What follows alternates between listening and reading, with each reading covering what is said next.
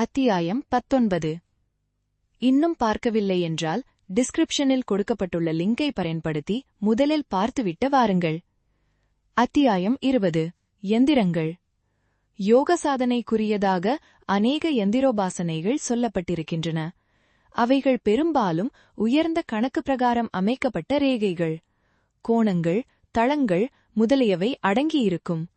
அதில் முக்கியமானது ஸ்ரீசகரம் அல்லது யந்திர ராஜா என்று வழங்கும் ஸ்ரீயந்திரம். இந்த யந்திரம் இப்புத்தகம் முதல் படத்தில் காணலாம்.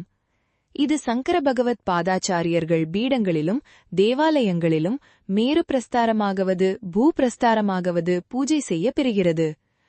ஜம்புகேஸ்வரம் என்னும் திருவானத்காவலில் ஸ்ரீ அகிலாண்டேஸ்வரிக்கு தாடங்கமாக தரிசிக்கலாம். இந்த மந்திரம் யோகிகளுக்கு முக்கியமான படியாலையும் யந்திரோபாசனைக்கு ஒரு உதாரணம் கொடுக்க வேண்டிய படியாலும் இப்புத்தகத்தில் படமாக அச்சிட்டிருக்கிறது.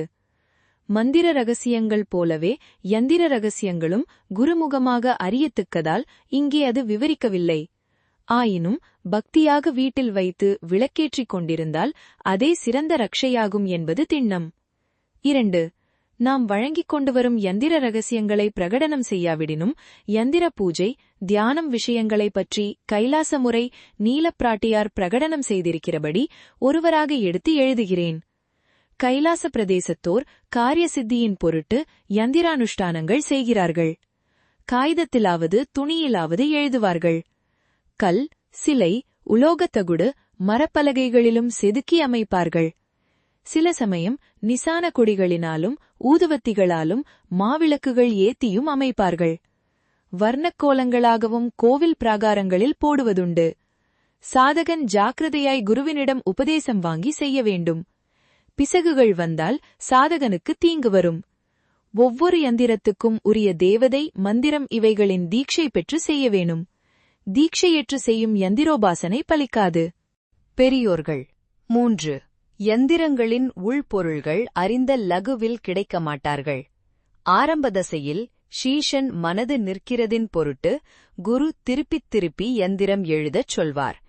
அதற்கு உரிய மனோலயத்தையும் சொல்வார். மூல தேவதையை திடமாக தியானம் செய்யச் சொல்லி அதனிடத்திலிருந்து ஸ்புரிக்கும் ஆவரண தேவதைகள் விஸ்தார உபாசனை சொல்லி பிற்பாடு ஆவரண தேவதைகளை மூல தேவதையின் உள்ளடக்கி மூல தேவதையும் ஒவ்வொரு அங்கமாக லயப்படுத்திக் கொள்ள சொல்வார். பிறகு அது ஒரு பிந்துவாக மாறி பிரகாசமானதோ வானமுள்ளதோ என்கிற ஏதோ ஒரு பரிணாமம் அடையும். பிறகு அந்த பிந்துவும் சாதகனிடத்தில் லயப்படும். இந்த தியானம் திருப்பி திருப்பி செய்யலாம். 4. மற்றொரு கைலாச முறை. தாமரை புஷ்பத்தை தியானம் செய். அதன் நடுவே பிரதான தேவதையையும் தளங்களில் ஆவரண தேவதைகளையும் தியானம் செய். புஷ்பம் மூடிக்கொண்டு ஆவரண தேவதைகளும் பிரதான தேவதையில் லயப்பட்டு அதுவும் மூடப்பட்டு அதிலிருந்து ஒரு ஒளி புறப்பட்டு சாதகனுள் பிரவேசிக்கிறது. இச்சந்தர்ப்பத்தில் தரோபாசனை அத்தியாயத்தில் சொல்லியிருக்கிற தியான கிரமங்களும் கவனிக்கத்தக்கவை. அத்தியாயம் 20 முழுமையாக பார்த்ததற்கு நன்றி. இந்த வீடியோ உங்களுக்கு பிடித்திருந்தால் லைக் செய்யவும், உங்கள் நண்பர்களுடன் ஷேர் செய்யவும் மற்றும் உங்கள் கருத்துக்களை கமெண்ட் மூலம் தெரிவிக்கவும்.